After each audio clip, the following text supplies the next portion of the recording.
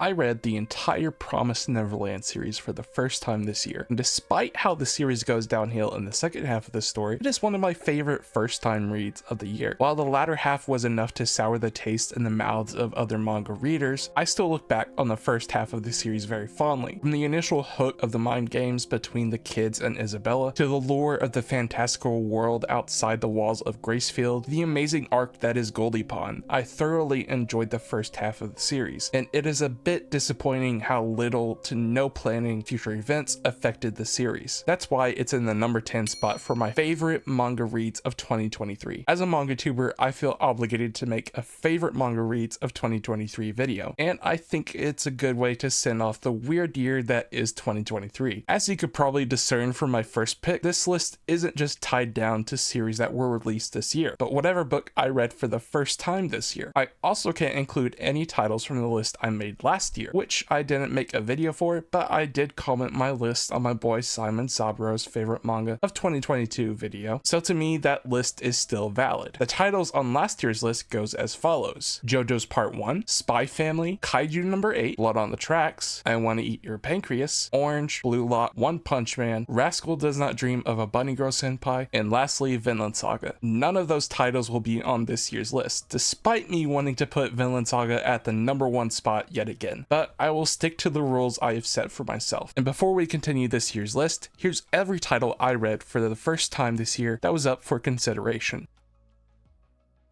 In my number 9 spot, I have A Silent Voice by Yoshitoki Oima. If you're unfamiliar with the series, it follows a bully in middle school and the girl he bullied who is deaf. It starts in middle school but goes on into their high school years and just tackles a lot of tough subjects like bullying, mental health issues, and disabilities in a really careful way, which I appreciate. It tries to do a lot within 7 volumes, and I would say 90% of it worked for me personally. Seeing the main character's dynamic go from a toxic environment to a relationship in the process of healing shows that it not only takes time but effort as well. I feel that's very realistic, speaking from my own experience. There's things I've experienced in relationships and just friendships in general that have left wounds that never truly heal. It's like a deep cut that leaves a scar. Shoya left that kind of scar on Shoko, and despite how much he tries, he can never take back what he did. But he's given a chance to show that he's changed from the person he used to be. It's a really great short series, and I'd recommend it for anyone in middle school, high school, or adulthood, as it's something people in school can learn from, and people in adulthood can teach these lessons to future generations. And I would truly say that A Silent Voice is a staple series in the slice of life genre. There's few series that can achieve that level of notoriety, but Vagabond by Takahiko Inoue is one such series for the historical fiction genre and the seinen demographic as a whole. I first hesitated to start the series due to its indefinite hiatus, but once I started reading, I was just completely immersed. The world has this allure that sucks you in, and the characters are so dynamic that the author is allowed to explore interesting themes with them. The artwork is also stunning and definitely in the top 10 best looking manga I've read. The reason it's low on this list is because I've only read the first Vizbig, so I still have a lot of content I have yet to see, so I can definitely see it going higher on the list the more I read of it. The same thing can be said about Monster by Naoki Urasawa. I've only read the first omnibus at the time of recording, and even with the little content I've read, this series is quickly becoming a personal favorite. The pacing is perfect for this kind of mystery-based story. The reader can feel just as lost in the situation as the main character, and when they solve something, the reader comes to the same conclusions at the same time. It's not predictable like some other mystery titles can be. It doesn't try to hold your hand through the mystery, but it also doesn't leave you in complete darkness. I would equate it to driving at night with your lights on. There's only so far ahead you can see. Monster is one of the few mangas that has left me wondering what will happen, and it truly lives up to the mystery genre. This is my first manga by Urasawa, and if their other titles are even a fraction of just how good this series has been so far, then they will be a major contender for my favorite mangaka. That title is currently being held by Shuzo Oshimi,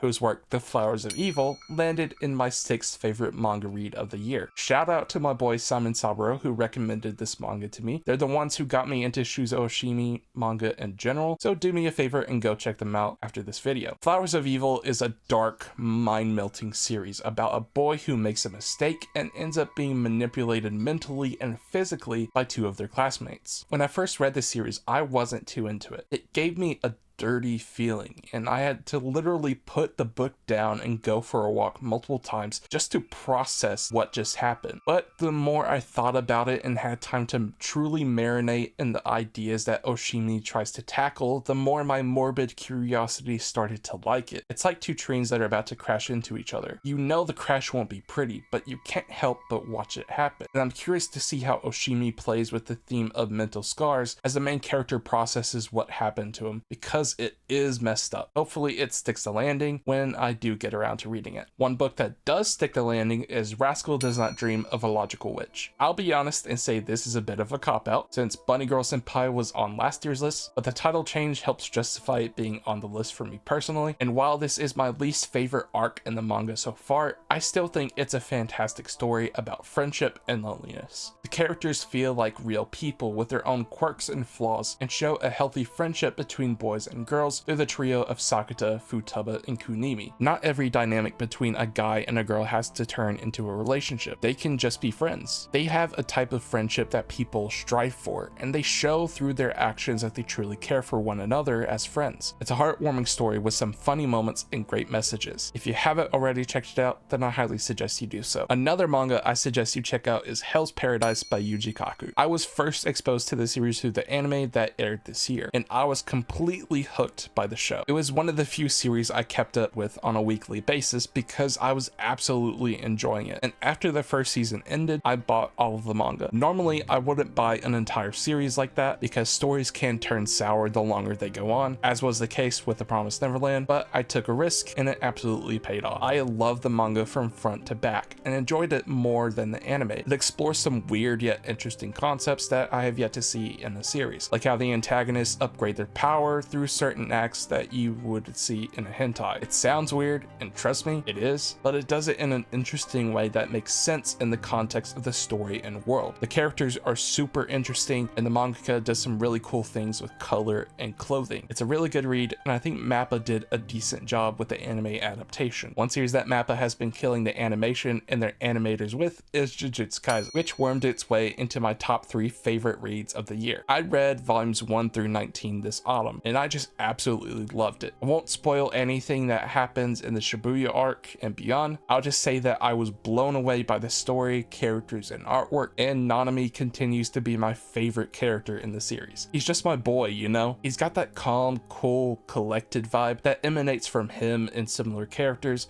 like Levi in Attack on Titan. If there were a modern big 3 shonen list, then I think Jujutsu Kaisen would be a strong contender for one of those top spots, and only time and the ending will tell if it's truly worthy of such a title. A contender for the big 3 slice of life manga would be Solanin by Inio Asano, which made its way into my number 2 spot for my favorite manga reads of 2023. This is the first work by Asano that I've read, so I went in with no impression of what I was in for, and Asano won me over with the world and its characters. It truly touched me at my core as a young adult who is trying to find their place in the world. And the characters in this book are going through that confusing phase in their lives, so they feel even more relatable to me personally. This manga also has a heavy focus on music, and I was listening to music while reading, specifically the Sally Face video game soundtracks, which fit the vibe of the series and enhanced my reading experience. This is one of the few times I suggest listening to your personal favorite rock, punk, or grunge album while reading, because that kind of music complements it so well. Inio Asano has definitely won me over, and I can't wait to dive into the traumatic experience that is Goodnight Pun Pun, but that will have to wait for 2024. Have you ever had a series that you expected to be bad or just meh? That was Call of the Night for me personally, and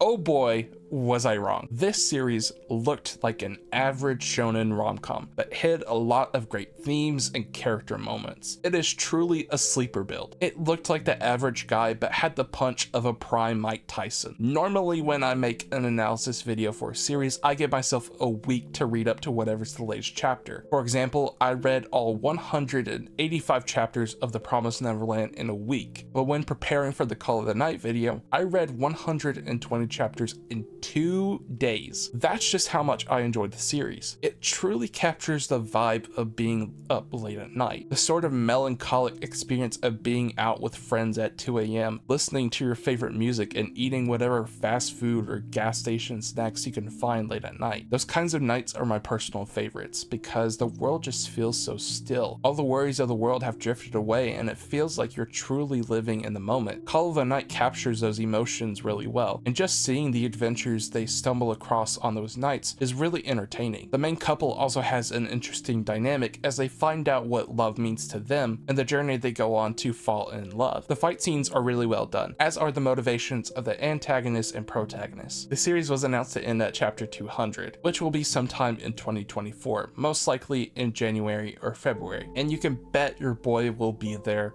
when the final chapter drops. I could continue talking about the great things about this series, but I've already made an hour-long video about Call of the Night, which features my boy Simon, whom I mentioned earlier, so if you'd like to hear my more in-depth thoughts on it, then feel free to check out the video. It'll be linked in the description as well as the iCard in the top right corner. 2023 was a weird year for me. I started off with COVID, I came back to YouTube with analysis content, which has accelerated this channel's growth. My paid-off 2017 Toyota Yaris was destroyed by a tornado. I went to Dallas Fan Expo and Arkansas Comic Con. I collaborated with Simon for the first time, and I can honestly say he is my best friend in the MangaTube space. I bought a 2013 GMC Terrain that is completely paid off and is a future-proof vehicle. I partnered with Right Stuff Anime only for the company to shut down 2 weeks later. I've made my longest video yet and is one of my personal favorites. I got sick again in November, and now I'm here talking about my favorite manga reads of the year. Despite the ups and downs this year has had, there was one thing that remained consistent throughout the year, and that was your support for my channel. I went from 100 subscribers to getting close to 500, which I didn't expect to reach. The support for the analysis content has been way bigger than I could have imagined, and as cheesy as it sounds, I owe it to you peeps. So thank you for supporting my channel, not just this year, but in general. Whether you're a longtime viewer or someone who just joined my community, I really do appreciate you sticking around. I do want to give some special shout outs at the end of this video. I've already mentioned them, but again, go check out my boy Simon Saburo. They're a fantastic manga tour. We've done a couple of collab videos this year, and we both have some interesting stuff in the pipeline. So go subscribe to their channel. They're getting close to 3K subs, so I know they would appreciate it, and I would appreciate it as well. Shout out to Brain Dead by Default, who can truly say they've been an OG on the channel. They're the most active member in the community, and your support and feedback are appreciated, my friend. I hope you had a good 2023 and an even better 2024. The last shout out goes to Gabe Does Things, who is another active member in the community. I'd love seeing your comments and feedback on my content, and it helps me become a better content creator. So cheers to you. I hope you're doing well and that 2024 turns into a great year for you as well. This outro has turned pretty sappy, so I'm just going to say thank you for watching, and be sure to let me know your favorite manga reads of the year in the comments below. I'll see you next time.